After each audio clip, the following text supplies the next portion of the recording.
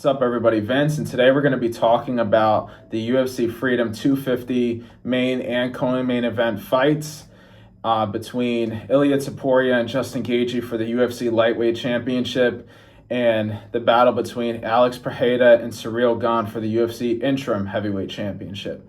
Now, to give enough time to break down the history of each fighter, these videos are going to be separate. So this is going to be the beginning of the Ciryl Gane and Alex Pereira fights. Hope you enjoy the video. Now, starting off with Alex Pereira and Ciryl Gane, I believe a lot of people could be counting out Ciryl Gane in this matchup, and a lot of that has to do with what went down with the Tom Aspinall fight, and it's understandable. At the end of the day, it was a no contest, and the division has to move on, and Aspinall should be cleared soon to fight the winner of this fight.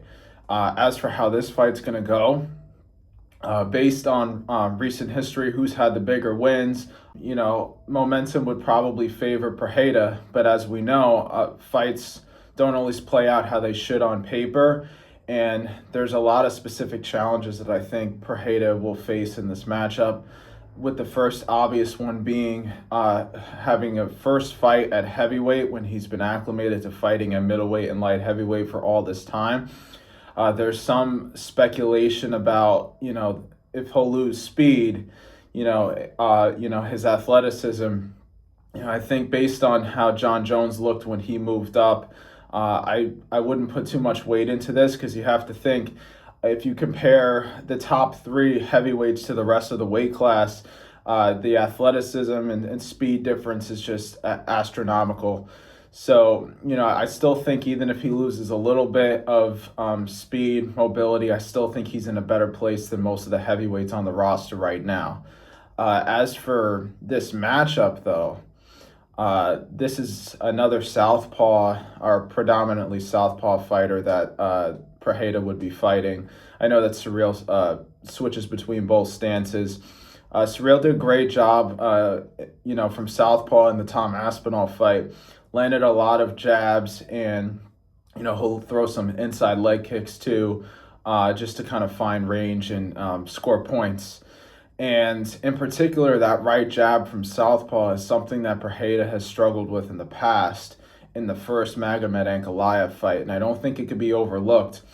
That jab did a lot of damage to Aspinall before the fight concluded in the no contest, and I think it's a weapon that sometimes is underutilized by most fighters, but when a fighter is able to implement it effectively, we see the results of that with guys that were so jab dominant in their careers, like Strickland, Nick Diaz, BJ Penn. A very effective tool, especially for keeping range.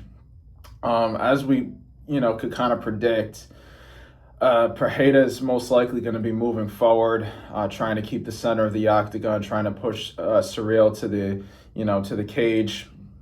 And Ciryl does a great job of circling out, cutting angles.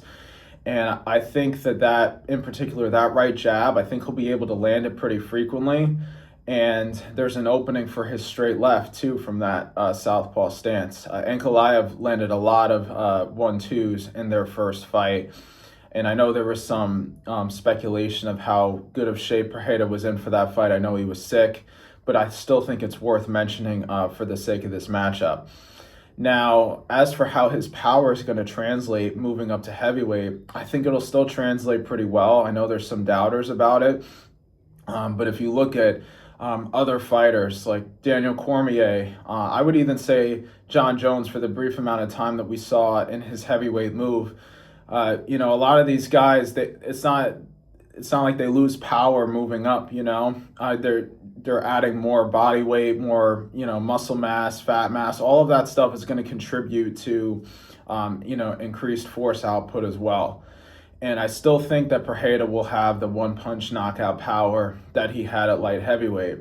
For Ciryl, though, we've only really seen Ciryl wobbled once, and that was against Tai Tuivasa back in 2022, I believe was the year that they fought. And he's not a person that gets hit frequently. In fact, the only times we've really seen him get hit frequently was when he was getting taken down on the ground. Is Pereira going to do that, though? I don't think that's likely. I know he's done a lot of work with Glover, and they have a great camp there with Plinio Cruz, awesome gym.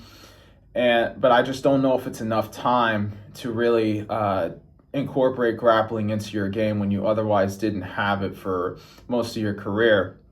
And even though he's performing amazing at 38 years old, I believe he just turned 38 a short while ago.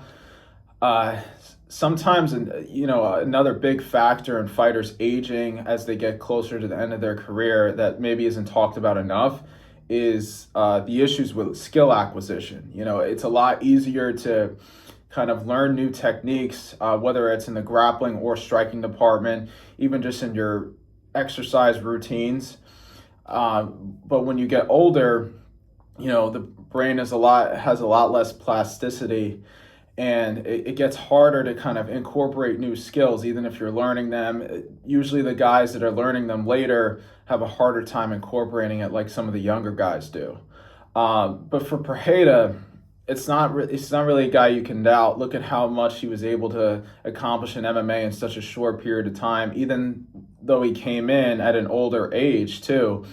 Because I believe Pereira arrived in around 2022. I believe. So he was already on the older side when he came into the UFC, or at least started later than most guys, and was still able to become a champion in 2 different divisions. So who knows? He could surprise all of us and incorporate some grappling. I just don't think it's super likely. But for other aspects of the fight, when it comes to kicks, I don't know if Ciryl is used to fighting the same level of kickboxer as he himself is. If you look at Ciryl's record, he's fought all of the best guys in this division. He's fought John Jones. He's fought Francis Ngannou. He's fought Tai Tuivasa when Tai was at his best.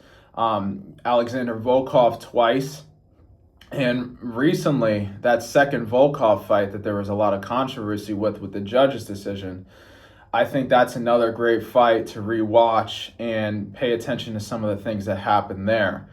And I think Volkov in that rematch really exposed that Ciryl Gane isn't immune to getting outstruck himself in the kickboxing department. I do think Pereira's low leg kicks will be a factor like they have been in his entire UFC career. I do think he'll be able to land them often, as I think Ciryl will be able to land his own leg kicks as well.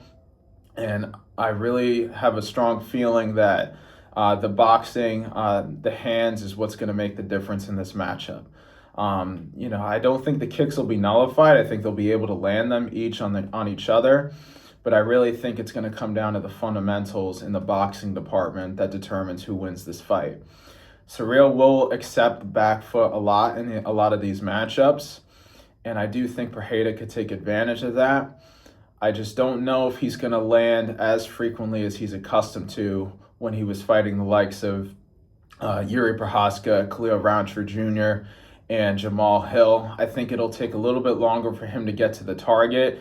And I do think Ciryl has the potential to land some stiff right jabs, land some inside leg kicks, keep distance, and possibly even frustrate Pereira throughout the matchup. Because we have seen Pereira outstruck before, in particular the Israel Adesanya fight. The first one, I think, is another great one to rewatch, just to kind of see how that fight played out. Izzy was able to control most of that fight, and it was really only the 5th round where Israel lost. So I do think there's a potential for Ciryl to keep him on the outside, keep him on the end of the jab, and just frustrate him for 4 to 5 rounds. I don't see Pereira getting put away in this fight. I think if Ciryl wins, it'll have to go the distance. For Pereira, though, even though we really haven't seen Gane TKO'd or knocked out, I do think, as with every fighter he's fought, he could always be the first one to do it.